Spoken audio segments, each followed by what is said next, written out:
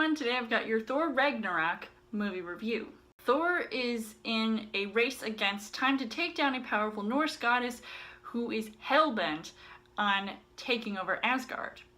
Who will succeed? So as far as the story goes, Taika Waititi directs this third Thor film in the Marvel Cinematic Universe.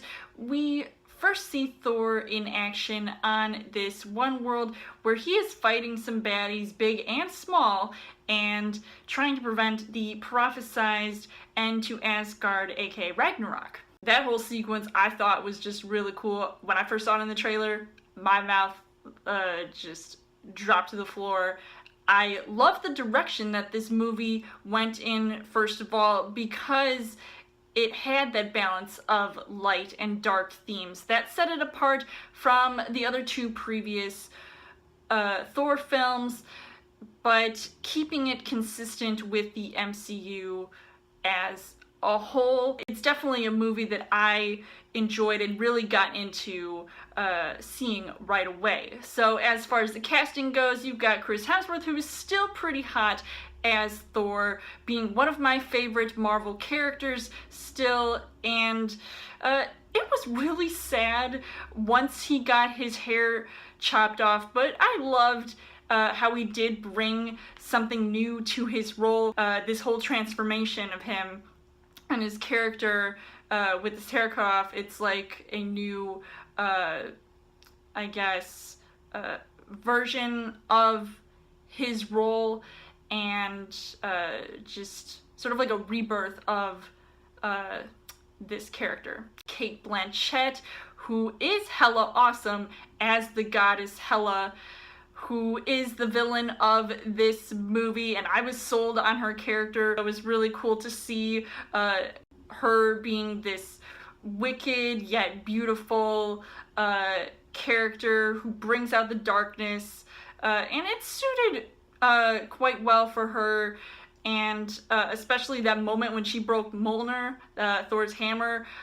It was just, it still gets me every time. It was just mesmerizing to watch some of her scenes, knowing her mostly as being the Lord of the Rings character Galadriel, and I couldn't get evil Galadriel out of my head when I saw her presence on screen. It did seem, though, some of her actions felt like it was coming easy to her for her to accomplish them, and that could technically, for me, not be seen as a good thing. Ruffalo, who is the first time ever being in a Thor film, but he's returning as Bruce Banner, aka the Hulk. I love to see him fighting Thor in that one arena scene, but then he ends up helping him along the way, which was also really cool to see their sort of like back and forth conversations and their chemistry on screen. It was also really cool to witness how he can be sort of like fun angry. Tessa Thompson, who plays Valkyrie, and even though I didn't originally give two craps about her, even though sometimes her scenes were showing her as being this badass character, I just didn't really like her line delivery at times.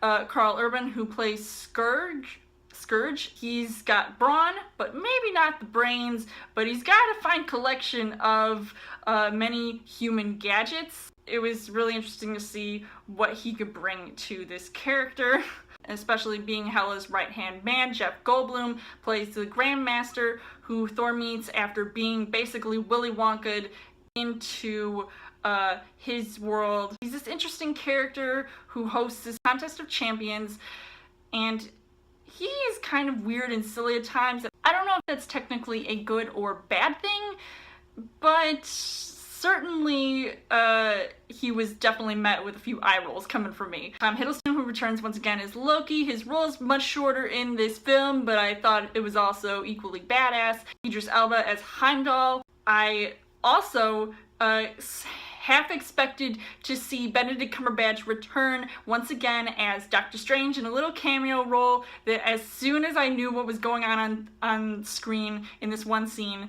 before we see him, I was like, it's Doctor Strange, I just know it, and I freaked out. Let's not also forget about that Stanley cameo if you spotted him. The things that I liked about this movie, there were plenty of times that I laughed throughout this film, more than I ever have in a Thor movie. And even though the jokes were coming off as ridiculous at times, and they might have gone a little bit overboard and excessive with the comedy, but this movie was fast-paced, it was exciting, it really keeps me interested in everything that is going on because it's just fun. The third act was a hit or miss for me with whatever was going on there, but it was closer to a hit. But unfortunately, the things that I didn't really like about this movie was that I wasn't as impressed this time around with some of the CGI or special effects that were being used, despite it being overly colorful according to the MCU playbook.